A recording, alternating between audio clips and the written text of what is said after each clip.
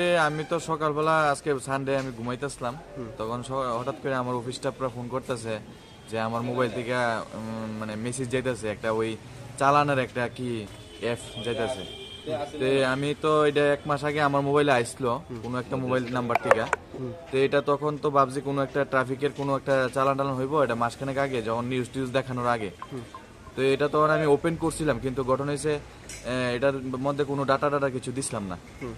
তো এখন আমি সকাল থেকে দেখতেছি আমার মোবাইলের যে হোয়াটসঅ্যাপ ওইটাও মানে চলে না, একদম লগ ইন হয়ে রয়েছে। তো এটাই আর কি। তো এটা তৈরি করি আমি থানাতে আইলাম, আর এসে দেখতেছি এখন স্যারের লগে কথা কইলাম, থানার ওসি বাবুর লগে যে বিষয়টা কি করা। হ্যাঁ, তো তারা কইছে বিষয়টা একটা জিডি রাখছে। তো আমার তো বিভিন্ন অফিসিয়াল স্টাফ আছে, যারা সিএম অফিসের বিভিন্ন গ্রুপ আছে, সাব ডিভিশন লেভেলের গ্রুপ আছে, বা আমার যে হসপিটালের গ্রুপ আছে, বা ফ্রেন্ড সার্কেলের গ্রুপ আছে, সবগুলোর মধ্যেই যাইতেছে। যত গ্রুপ আছে সবগুলোর মধ্যে সেন্ড হইতেছে আর কি।